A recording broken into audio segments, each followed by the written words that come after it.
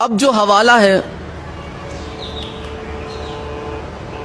کوئی اور مانے یا نہ مانے کہ سیدہ کے گھر پہ حملہ ہوا نہیں ہوا، کوئی انکار کرتا ہے کوئی تسلیم کرتا ہے، لیکن حضرت ابو بکر مان گئے۔ اب یہاں پہ میں اہل سنت کی 1 2 نہیں 10 کتابیں آپ کی خدمت میں پیش کرنا چاہتا ہوں کہ جس میں حضرت ابو بکر کا خود کا اقرار موجود ہے، ان کا پچھتاوا موجود ہے۔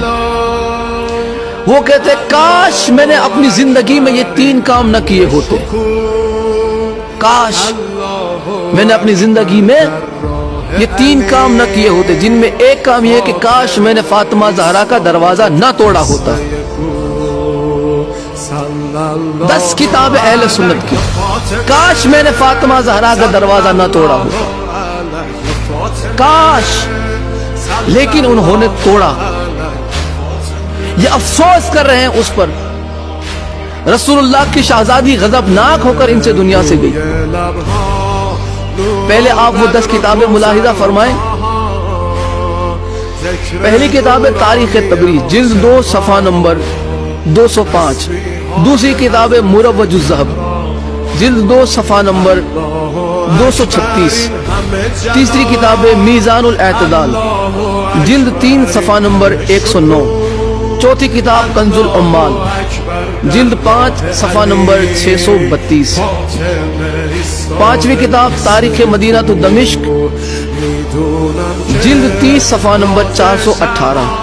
چھٹی کتاب معجم الکبیر، جلد 1 صفحہ نمبر 62۔ ساتویں کتاب تاریخ اسلام امام ذہبی کی، جلد 3 صفحہ نمبر 118۔ آٹھویں کتاب عقد الفریج، جلد 5 صفحہ نمبر 21۔ نویں کتاب الامامت و سیاست، صفحہ نمبر 31۔ اور 10ویں کتاب احادیث المختارہ، جلد 1 صفحہ نمبر 89۔ 10 کتاب اہل سنت کی کہ جس میں یہ بات نقل کی گئی کہ حضرت ابو بکر نے آخری وقت میں یہ پچھتاوا اظہار کیا کہ کاش میں یہ کام نہ کرتا۔ وہ مانتے تھے کہ انہوں نے سیدہ کے در کو توڑا تھا، یہ مانتے تھے کہ انہوں نے سیدہ کے دروازے کو آگ لگوانے کا خود ہی حکم دیا۔ یہاں پہ خود حضرت ابو بکر کا جرم ان کی زبان سے قبول ہوتا نظر آ رہا ہے کہ یہی تھے۔ اور میں اہل سنت کی کتاب الامامت و سیاست کے حوالے سے بتا چکا، اس کتاب کی توثیق بھی آپ کی خدمت میں پیش کر چکا کہ الامامت و سیاست اہل سنت کی معتبر ترین کتابوں میں سے ایک ہے۔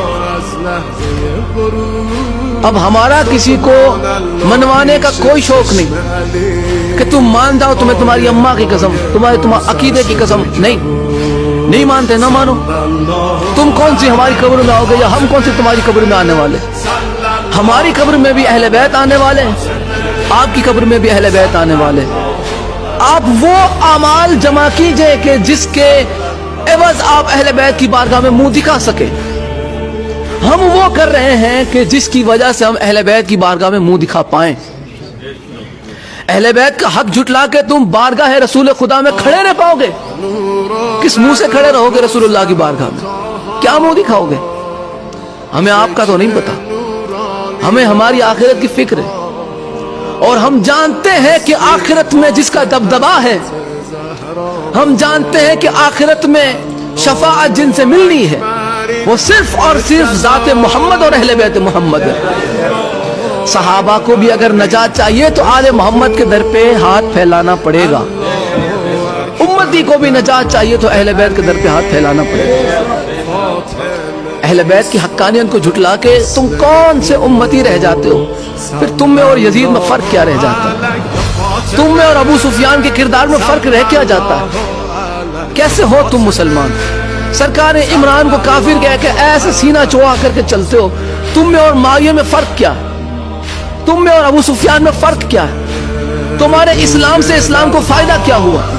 تمہارے مسلمان ہونے سے اسلام کو فائدہ کیا ہوا جبکہ تم سرکار عمران کو کافر مانتے ہو؟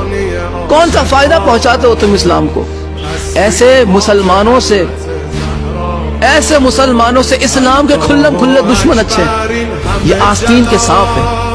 جس طرح اس زمانے میں اس دور میں آستین کے سانپ ہے، ویسے ہی اس دور میں بھی آستین کے سانپ تھے۔ کہ جنہیں آج بھی مسلمان سانپ ماننے سے انکار کرتا ہے. اہل بیت پہ ظلم کرنے والا مسلمان نہیں، اہل بیت پہ مصائب ڈھانے والا صحابی نہیں، اہل بیت سے محبت کرنے والا صحابی، اہل بیت کے در پہ اپنا سر جھکانے والا سچا صحابی. اگر صحابہ میں پہچان چاہتے ہو تو جناب سلمان کی اسی عقیدت کس میں ڈھونڈو. کون جناب سلمان فارسی علیہ السلام کی طرح اہل بیت سے محبت رکھتا؟ کس نے جناب سلمان سے اہل بیت کا ادب سیکھا؟ کس نے جناب سلمان سے اہل بیت کی محبت سیکھی؟ جس نے سیکھی ہے وہ ہمارے سر آنکھوں پر، وہ ہمارے سر کا تاج ہے. ان کے قدموں کی خاک ہماری آنکھوں کی سرما اگر بنے، ہماری آنکھوں کا سرما بنے، ہمارے لیے شرف ہے. وہ ہے سچے صحابہ. آپ انہیں صحابہ ہمیں منوانے پہ تلے ہوئے ہیں کہ جن سے رسول اللہ کی شہزادی غضبناک ہو کر دنیا سے گئی. ہم سے نہ مانا جائے. اب آخری حوالہ اور آج کی گفتگو تمام. سیدہ سلام اللہ علیہا کی شہادت میں آپ کی خدمت میں پیش کر چکا کہ سیدہ سلام اللہ علیہا پر جو ہے ظلم ہوا.